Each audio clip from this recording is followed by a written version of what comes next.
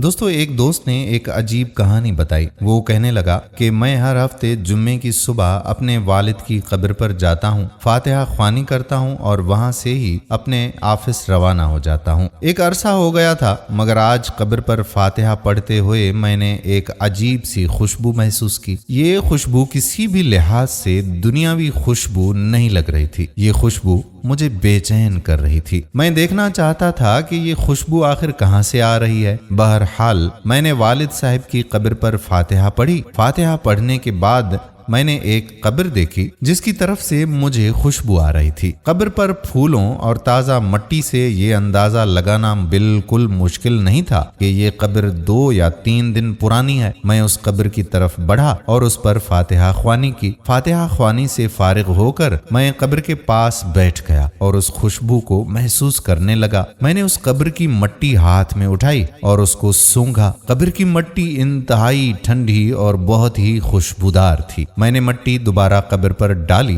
और हाथ झाड़ कर उठ खड़ा हुआ। खैर, घर आया और भाई की दुकान जाकर खोली। एक ग्राहक सामान लेने आया तो मुझसे कहने लगा कि भाईजान, आज आपने कौन सी खुशबू लगाए रखी है? मैंने कहा कि खुशबू? कौन सी खुशबू? वो बोला, वाह भाई, खुशबू आप लगाते हो और पूछ हमसे रहे हो। बड़े भले मानस आदमी हो आप भी। ये कहकर वो अपना सामान लेकर चला गया। मैंने अपने हाथों को सूंघा तो हाथों में से अभी तक वो खुशबू आ रही थी। मुझे सारा दिन खुद से वो खुशबू महसूस होती रही। घर आया और हाथ धोए, मगर अब भी खुशबू हाथों से नहीं गई। अगले जुम्मे के दिन ना चाहते हुए भी मैं कब्रिस्तान चला गया। वालिद की कब्र पर फातिहा पढ़ी और फिर उस कब्र पर फातिहा पढ़ने लगा। मेरा तजस्सुस बढ़ने लगा कि कौन है जिसकी कब्र से इतनी खुशबू आती है। आखिर ऐसी कौन सी नेकी है जिसकी वजह से ये इस कब्र वाले को इनाम मिला है? आखिर मुझे भी तो पता चले। ये सोचकर मैं गोरकन के पास गया और उससे पूछने लगा कि जनाब, ये किसकी कब्र है? उसने मुझे बताया कि ये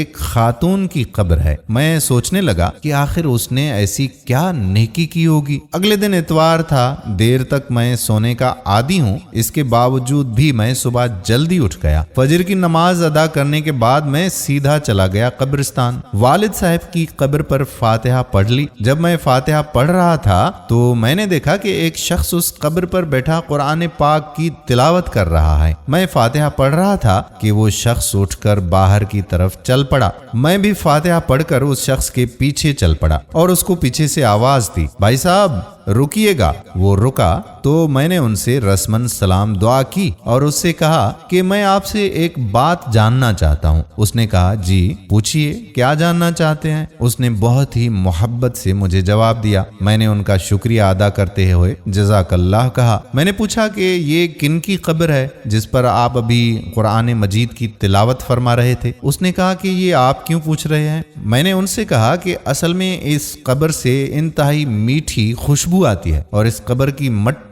इंतहाई ठंडी भी है। इसकी वजह आखिर क्या हो सकती है? ये खातून आपकी क्या लगती हैं? इस पर उसने बताया कि ये मेरी बीवी की कब्र है और उसकी कब्र ठंडी और खुशबूदार भला क्यों ना हो? आखिर उसने अमल भी तो ऐसा ही किया है। मैं हैरान हुआ और तजस्सुस बढ़ा। मैंने पूछा कि जी, मैं वही तो जानना चाहता हूँ कि आखिर आपकी अहलिया ने ऐसा कौन सा अमल किया था जिसकी वजह से उसे ये इतना बड़ा इनाम मिला है। इस पर वो शख्स कहने लगा कि ये उस वक्त की बात है जब मेरी गवर्नमेंट जॉब लगी थी। मेरी वालिदा और बहनों ने बहुत अरमानों से मेरी शादी की, मगर शादी की पहली रात ही मैंने अपनी बीवी के पैरों में अपनी पगड़ी रखती थी और उसे ये बात बताई कि मैं हक़्क़े ज़ौजियत अदा करने से कासिर हूँ, इस काबिल बिल्कुल भी नहीं हूँ। मेरी मेडिकल रिपोर्ट्स के मुताबिक मैं कभी भी बाप नहीं बन सकता, मगर अपनी माँ और अपनी बहनों की खुशी की खातिर मैं खुद गर्ज बन गया था। मुझे माफ कर दो। उस पर मेरी अहलिया ने कहा कि आप जैसे भी हैं, अब मेरे शोहर हैं, मेरे मिजाजी खुदा हैं। मुझे अपनी सारी जिंदगी आपके साथ ही अब गुजारनी है। इसके बाद उसको मेरी माँ के तंज और ताने सुनने भी पड़े। वो उसे बांझपन के ताने देती, मगर उसने कभी मेरा राज ना खोला और सब चुपचाप खामोशी से बर्दाश्त करती रही। उसके सब्र और बर्दाश्त के लिए आज उसे ये इनाम मिला है। मैं ये सुनकर हैरान रह गया और कहा, वाह